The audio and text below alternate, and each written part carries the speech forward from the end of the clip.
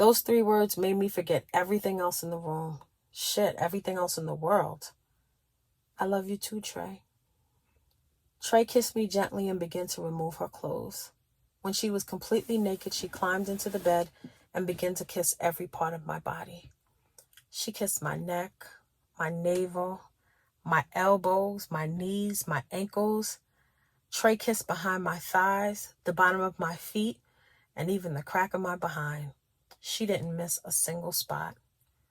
She then turned me over and laid face first in my vagina. She would lay there, kiss it gently, then lay there again. After a long while, she finally started to lick me. She would lick so gently that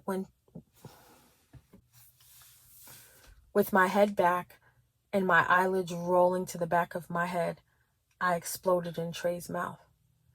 Trey sucked and sucked like she wanted to ingest every drop. My clit was so sensitive, and part of me wanted Trey to stop, but she just wouldn't. It was almost like she couldn't. I heard Trey about to climax, relax my body as she moaned and groaned.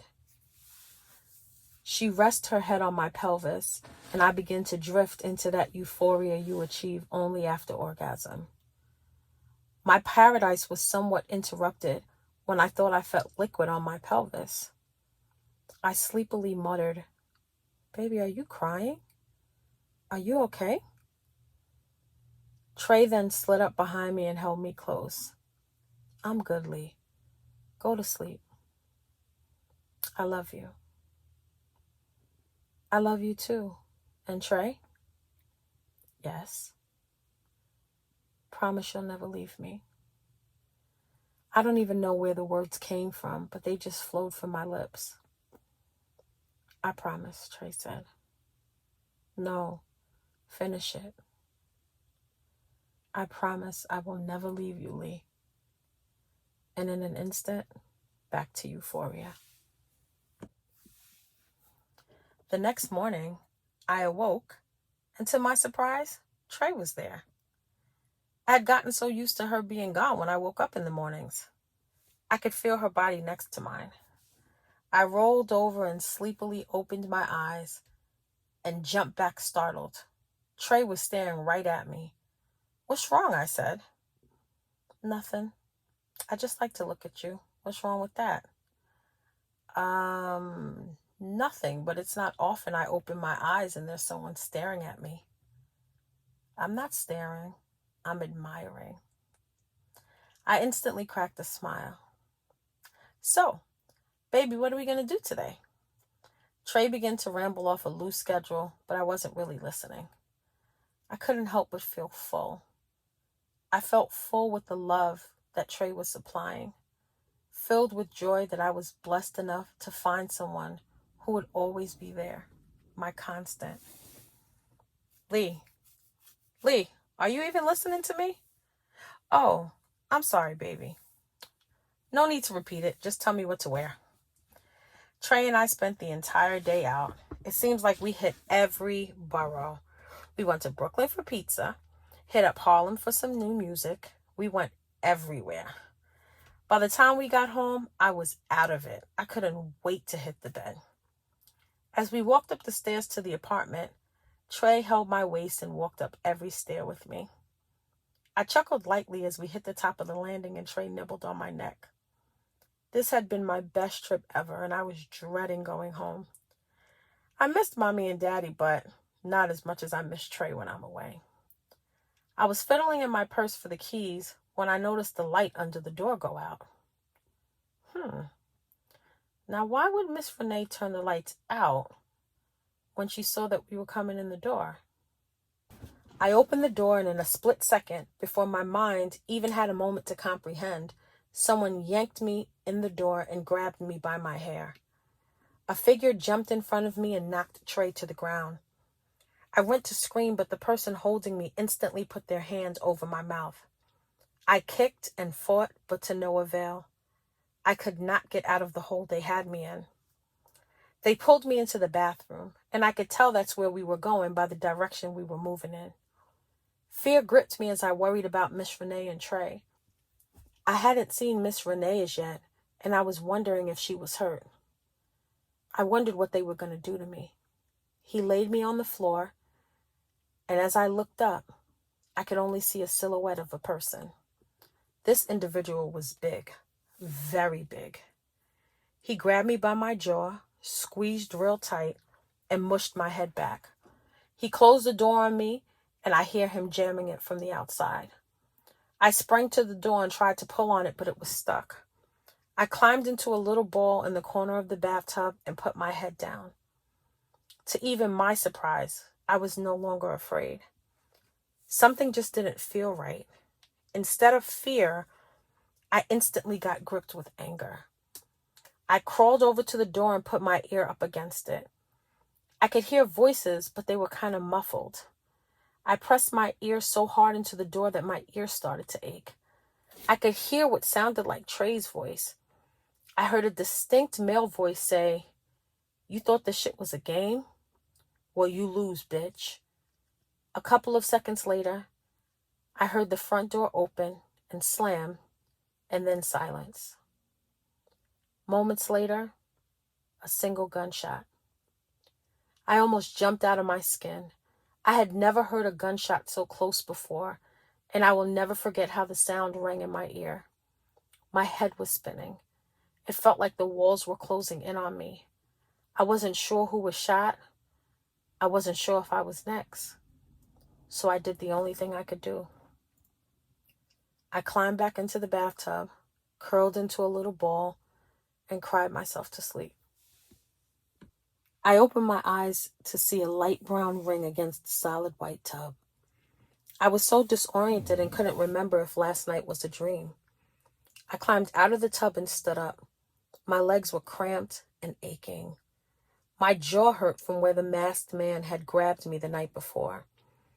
I pressed my ear against the door and cringed with the fear at the thought of what was on the other side.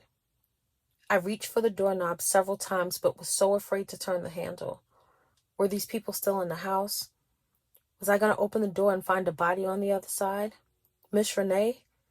Or even Trey's? That thought was enough for me to swallow my fear and just yank open the door. I stood there for a moment, frozen, like a deer in headlights. I was trying to walk forward, but my feet felt like they were cement blocks. As I took the first steps out of the bathroom, the glare of the sun burned my eyes. I walked slowly throughout the little apartment, looking for signs that anyone was still there, or by the looks of it, like anyone was there at all.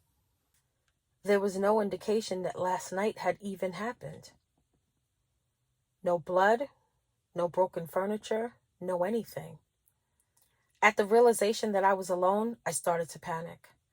I didn't know where anyone was or what I was supposed to do. Should I call the police? No, that was the stupidest shit I had ever thought of. And tell them what? That a shootout took place in an apartment where we cut up and distribute drugs? How was I going to get home? Should I call Daddy? Hell no.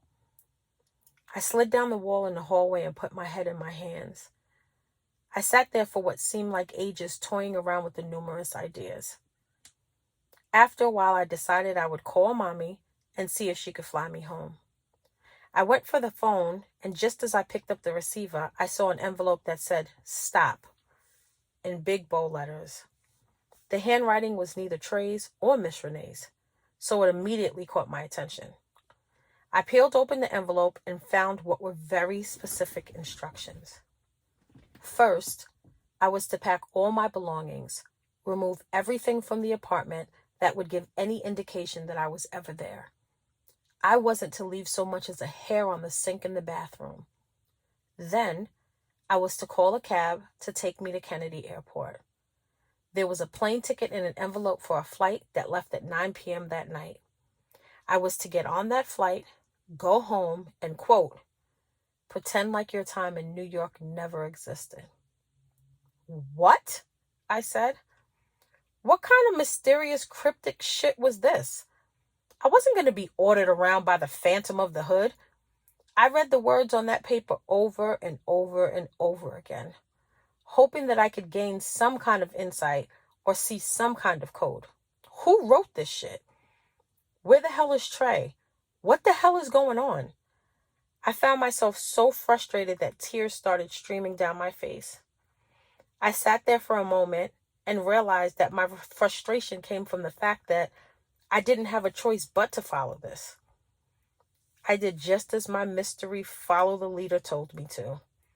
I removed all my belongings, went over the house with a fine-tooth comb, and made sure Lena never existed. Called a cab, got on the plane, landed, all the while wondering how the fuck I was going to pretend like the best times of my life never existed. When I walked off the plane and into the terminal, Daddy was there waiting for me, which instantly set off sirens, because I never called him or told him I was coming. He looked at me, I looked at him, but neither of us said a word. I knew from that moment that a very interesting conversation was about to take place in the car. We got my bag from baggage claim and walked to an awaiting vehicle. We got in the back seat and I couldn't help but think, oh, now this nigga got people driving him around like he's a mobster or something. We rode in silence for a while, and then he rolled up the partition between us and the driver. He turned towards me, looked me right in the eye and said, Lena, your actions have put not only my business, but this entire family in jeopardy. I let you go to New York against my better judgment, thinking you might be smart enough to stay out of shit. But apparently, that's not the case. Now you eating pussy and playing gangster have cost people their lives. Tears immediately poured down my face uncontrollably. I was so angry at myself because I didn't want to give him that satisfaction of knowing how hurt I was.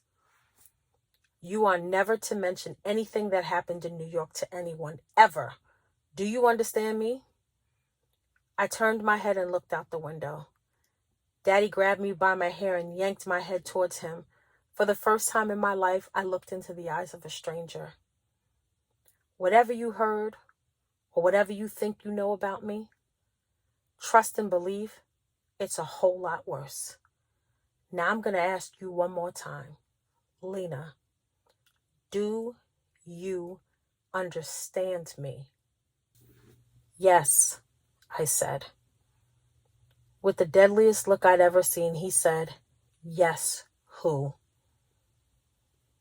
I choked and swallowed the hatred as I stated, yes, Daddy.